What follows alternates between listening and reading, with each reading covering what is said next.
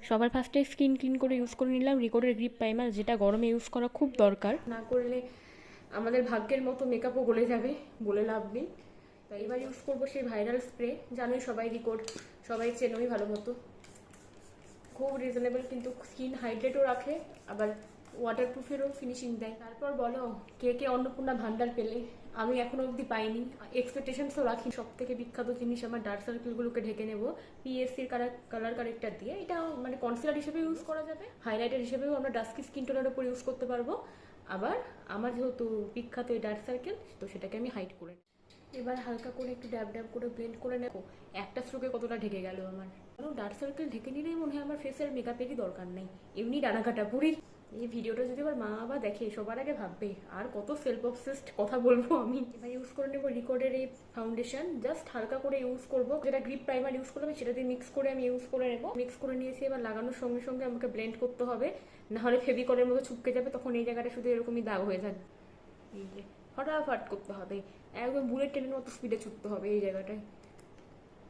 দেখে কেউ বলবে একটু আগে আমার কতটা ভারী ভারী ডার্ক সার্কেল ছিল, কিছু জায়গায় তাও আমার একটু আনইভেন মনে হচ্ছে, তো আমি সেখানে আবার সেই পিএসসির অরেঞ্জ শেডটাই দিয়ে নেবো। এটা বেশ ঠিক অরেঞ্জও না, অরেঞ্জের থেকে একটু ব্রাইট, যেটা আমাদের ফেয়ার আর মিডিয়াম স্কিন টোনের জন্য একদম পারফেক্ট, আর কিছুটা ডাস্কি স্কিনও হাইলাইটার হিসেবে কাজ করে আর কি। তো একটু কিছু কিছু জায়গায় দিয়ে নেব।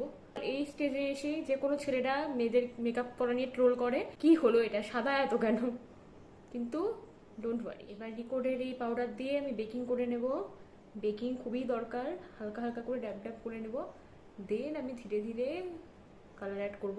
এখানে আমি অনেকটা স্পিডে করছি, কিন্তু ক্লায়েন্টের ফেসে একটু আরাম দিবে, আমি ধীরে সুস্থে করতে হবে। কম লাগালাম কারণ এসিতে অলরেডি আছি, কিন্তু বাইরে গেলে বা ক্লায়েন্টদের ওপর অনেকটাই বেশি অ্যাড করতে হবে।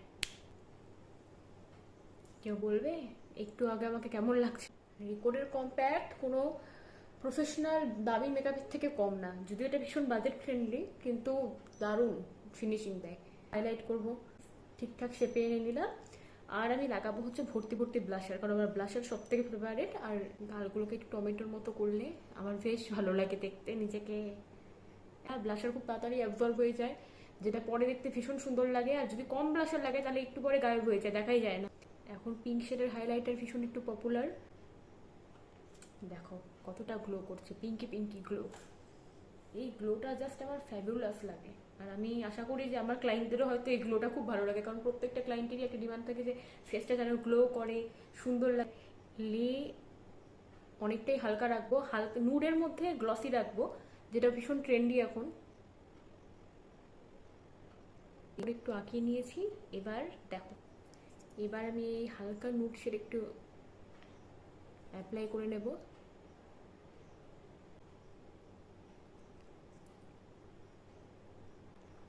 এবার আমি একটু লাগিয়ে নেব হালকা করে জেল লিপস্টিক, মানে গ্লসি যেটা লিপস্টিক, একটু শিমার টাইপের।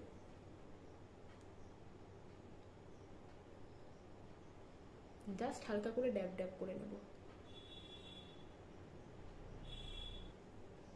বিশ্বাস করো এই লিপসটা সামনে থেকে দেখতে যা লাগে, দারুণ দারুণ। মানে কোনো ক্লায়েন্ট যদি মডার্ন বা ওয়েস্টার্ন ড্রেসের সাথে বা ওয়েস্টার্ন মেকআপের সাথে এই লিপটা করে, মানে সে শো স্টপার হয়ে যাবে সেই দিনের, এতটা সুন্দর লাগে।